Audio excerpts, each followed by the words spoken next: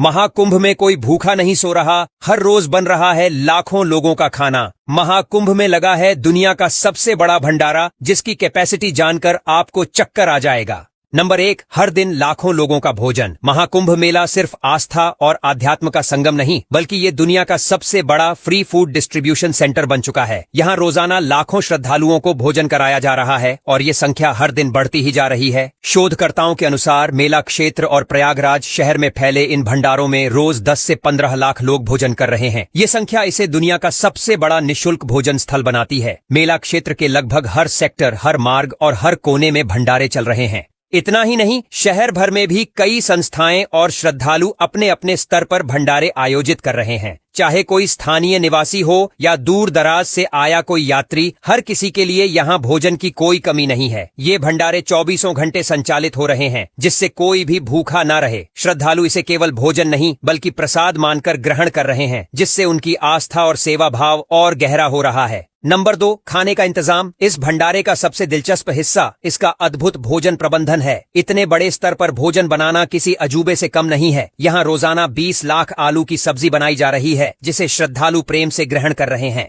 इसके अलावा 50 कुंतल चावल की खीर हर दिन तैयार की जा रही है, जो श्रद्धालुओं के लिए मिठास का प्रतीक बनी हुई है। भोजन सिर्फ यहीं तक सीमित नहीं है, बल्कि इसमें कई ट्रेडिशनल डिशेस भी शामिल हैं, जैसे पूड़ी, कचौड़ी, हलवा, खिचड़ी, चावल और कढ़ी।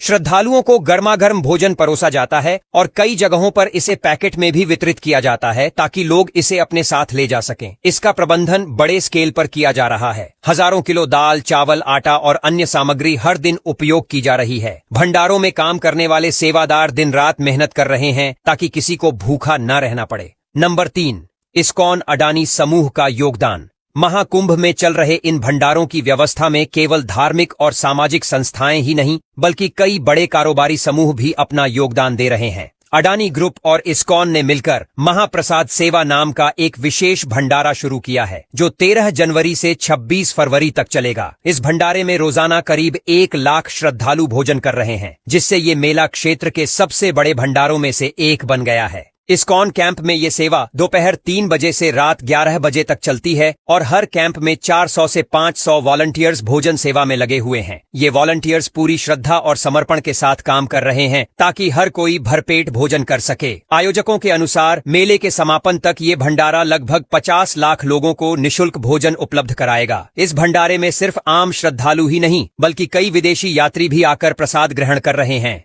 नंबर 4, पूरे प्रयागराज में भंडारे। महाकुंभ मेला क्षेत्र तक ही सीमित नहीं, बल्कि प्रयागराज के कई हिस्सों में भी निःशुल्क भोजन वितरण किया जा रहा है। विभिन्न धार्मिक संस्थाएं और संगठनों ने तुलाराम बाग, ओम नमः शिवाय आश्रम, अक्षय पात्र फाउंडेशन और अन्य स्थानों पर अलग अलग भंडारे लगाए हैं। खास मौकों पर, जैसे पौष पूर्णिमा, मकर संक्रांति और मौनी अमावस्या, शहर के हर चौराहे, हर गली और हर मंदिर के पास श्रद्धालुओं के लिए विशेष भंडारे आयोजित किए गए। हजारों लोग यहाँ प्रसाद ग्रहण कर रहे हैं और इसे एक आध्यात्मिक अनुभव के रूप में देख रहे हैं। इसके अलावा कई भक्तों और व्यापारिक संगठनों ने मोबाइल भंडारों की भी शुरुआत की है। इनमें भोजन के पैकेट्स तैयार करके जरूरतमंदों को वितरित किए जा रहे हैं, जिससे वे कहीं भी रहते हुए भोजन पा सकें। इस तरह प्रयागराज शहर सेवा और भाईचारे का जीता जागता उदाहरण बन चुका है, जहाँ कोई भी भूखा नहीं सो रहा। नंबर 5, भक्ति और टेक्नोलॉजी का मेल। इस बार महाकुंभ में भक्तों ने टेक्नोलॉजी का भी शानदार इस्तेमाल किया है। आधुनिक युग के युवाओं ने एक ऑनलाइन ग्रुप बनाया है, जिसमें श्रद्धालु एक दूसरे को जानकारी देते हैं कि कौन से भंडारे में कौन सी डिश परोसी जा रही है। अब भक्तों को लंबी कतारों में खड़े होकर मेन्यू देखने की जरूरत नहीं पड़ती।